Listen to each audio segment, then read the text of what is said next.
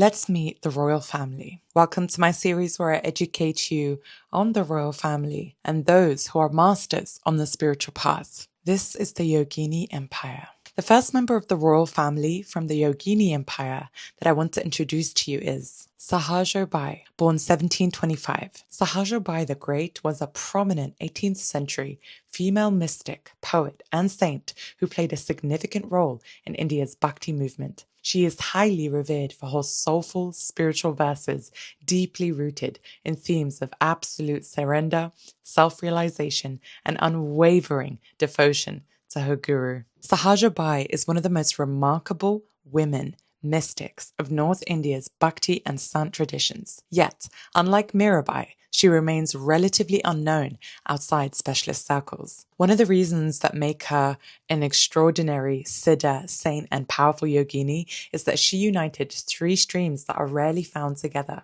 That is intense devotion, which is bhakti, yogic inner practice, and profound guru bhakti. Now, many saints say God is supreme. Sahajo became famous for declaring something even more radical. She said, "I may abandon God, but I cannot abandon my guru." This statement is not a rejection of God. It expresses the Sant understanding that the guru is the living doorway through which God is realized. The Sant tradition, or Sant Mat, was an Indian spiritual tradition that emphasized direct personal experience of the formless divine known as Nirguna through devotion, meditation, and ethical living. It rejected caste distinctions and rigid rituals in favor of universal equality. So let me give you some historical background. Sahajo lived during the 18th century, approximately 1725 to 1805. Sources differ about her birthplace and family origins, and most traditions place her in either Delhi or in a Dusar Vashya family connected to the Rajasthan and the Alwar Mewat region. She lived during a fascinating period of Indian spirituality where you found the later flowering of the Bhakti movement, the Sant tradition of North India, a strong influence of Nath yogis, Vaishnava devotion to Krishna, and a growing synthesis of yoga and devotion. The dominant figure in her life was her guru, Sant Charanda, founder of the Charandasi tradition. He was known for combining bhakti, yoga, scriptural study, and ethical discipline. Unusually for his era, he actually encouraged women to undertake serious spiritual practice and accepted many female disciples. The most beloved story about Sahajo concerns her marriage. According to tradition, her wedding had just taken place and she was being adorned and prepared to leave for her husband's home. At that moment, Charandas arrived and uttered a verse reminding her of the impermanence of worldly life. The essence of the teaching was, this world is not your permanent home, and why become attached to temporary beauty and worldly status? The words struck her like lightning.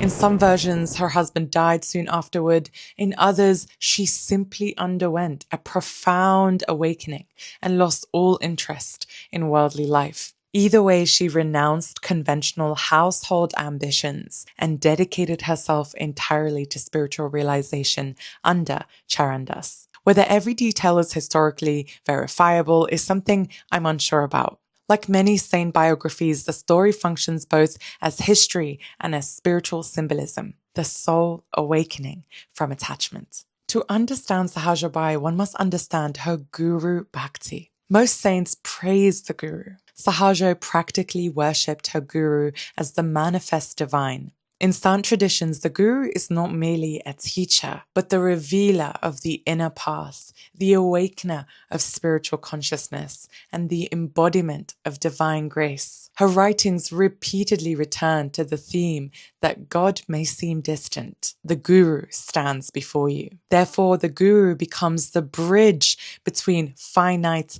and infinite. This is why her poetry places enormous emphasis on surrender to the guru. Her principal work is the book Sahaj Prakash. She is said to have composed much of it while still very young. The text contains songs, couplets, devotional instructions, yogic teachings, and reflections on the guru. The title itself is significant.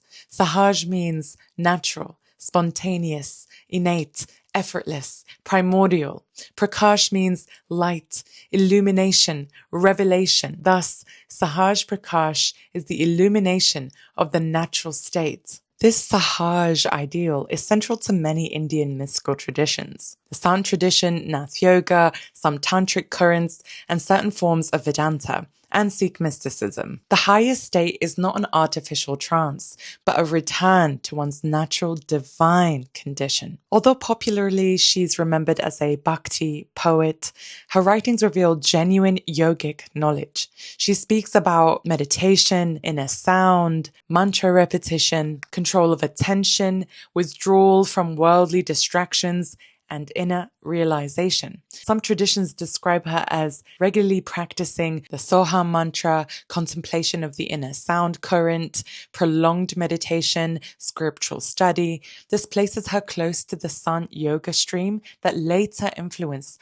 traditions such as Suraj Shabd Yoga, Radha-Swami currents, various North Indian Sant lineages. Within the Charandasi and Sant traditions, Sahajo Bai is regarded as a realized saint and a siddha, rather than merely a devotee. The reasons are her guru Charandas entrusted her with teaching. Her writings speak from direct spiritual realization rather than any theological belief. She repeatedly describes the Sahaj state, the natural, effortless state of union with the divine. Later traditions venerated her as a saint who had already crossed the bondage of ego and worldly attachment. From a traditional yogic viewpoint, if someone is genuinely established in that state, they are considered a Jivan Mukta, liberated while still living. The word Sahaj is the key to everything she taught. Many Sikhs think enlightenment comes through harsh austerity, extreme asceticism, complex ritual, or intellectual debate. Sahaja repeatedly points beyond all of these. The soul's natural condition is already divine. The problem is not the absence of God. The problem is forgetfulness. Therefore, spiritual practice is not creating divinity, but uncovering it. This is a deeply yogic insight. In Sanskrit terms, one might compare it to recognizing the self, which is the Atman, which is mukti, unveiling one's true nature, or removing ignorance rather than producing realization. Sahaja was deeply devoted to Krishna also, yet her Krishna is not merely the historical cowherd of Vrindavan. Her Krishna is simultaneously the Lord, the indwelling self, the all-pervading divine presence. Thus, her bhakti often moves beyond mythology into mystical experience.